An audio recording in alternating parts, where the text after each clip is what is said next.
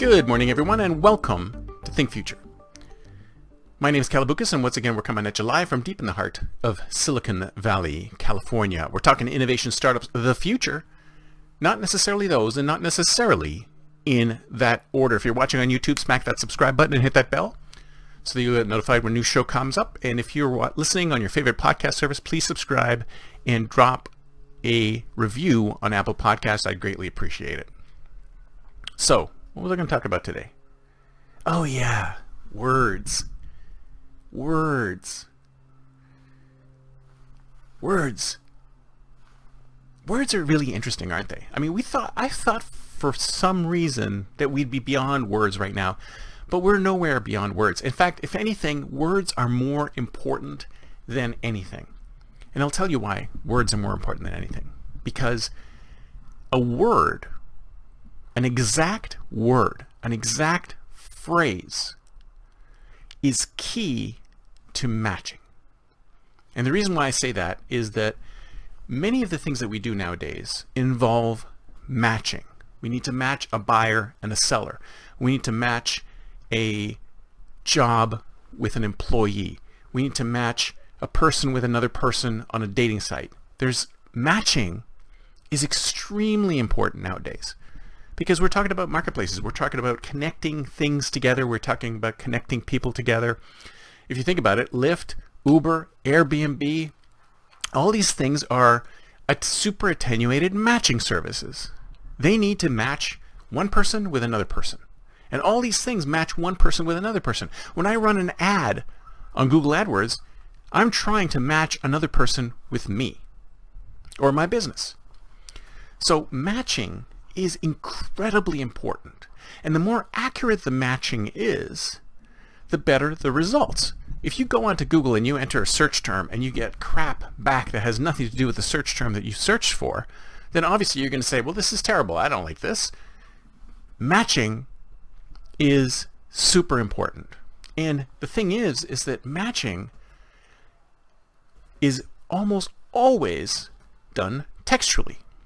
Right? There's always text there. So even computer vision, even when you're trying to match two pictures together, computer vision looks at that and creates a bunch of code which creates text which matches these two things together. And in fact, that's one of the reasons why computer vision isn't that good, because I could be looking at something and going, that's a cat, and somebody else could look at it and say, and some AI could look at it and say it's a mountain lion, or say it's a lion, or whatever, right? Because it's going to create a term for that. It's going to create a tag list saying this is what's in this picture. And human beings do it too. If human beings are doing it right now. In fact, someone is probably looking at my video right now at YouTube and going, there's an older white gentleman on this show.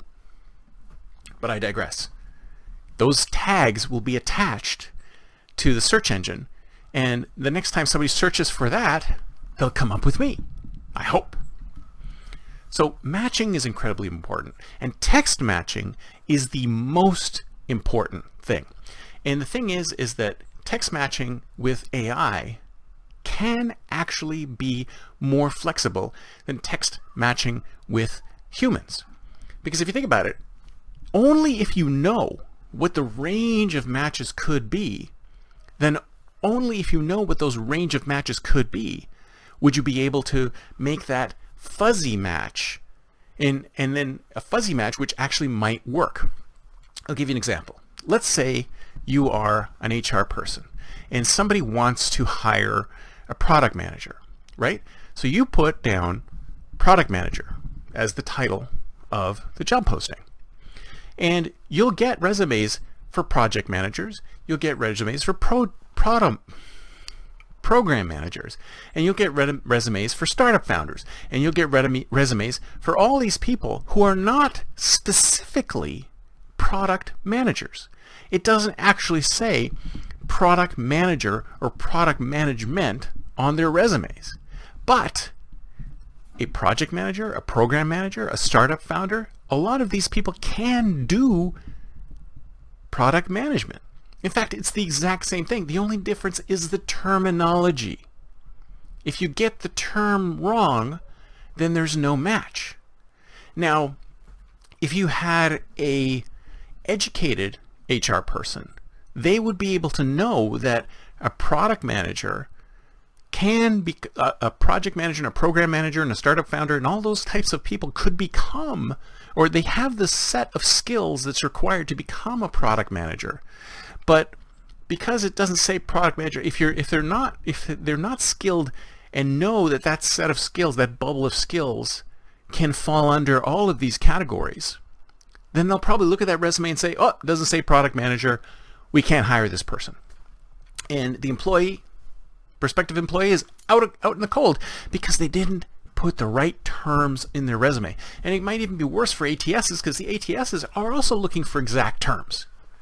But the ATSs might actually be a little smarter and go, well, a product manager and a program manager and a project manager and a program manager are all very similar roles. So maybe if somebody has project manager all the way throughout their resume, then maybe this is a good match. But you see what I'm trying to say is that the important thing here is the matching. And I think that one of the reasons why human beings match so poorly is because they don't have the knowledge, and they don't care to expand their knowledge beyond that. They expect the terms to match. And I had this problem. I remember a long time ago when I was looking for work, I was a VP of engineering, but I could also be a technical project manager. So what ended up happening? When I sent out my resume with VP of engineering on it, I got nothing. When I sent out my resume with technical project manager, I got tons, because the HR person matched me with the job description and said, bing, this guy has the skills. So it's extra important for us to drill down to the text and go, these things have to be the same. Now, I think that this is a huge opportunity. Creating the optimal matching engine has got to be what we need to do when it comes to AI and machine learning. Because if we can crack that nut, if we can create matches between things that look totally disparate, but the AI is able to determine the similarities of these things, and not just by doing the text matching, then I think this is a disruptive and original new startup idea, which I hope somebody will take and run with it. Just get back to me with how much stock you want to give me. That's it for me for today. See you next time, and until then, don't forget to think future.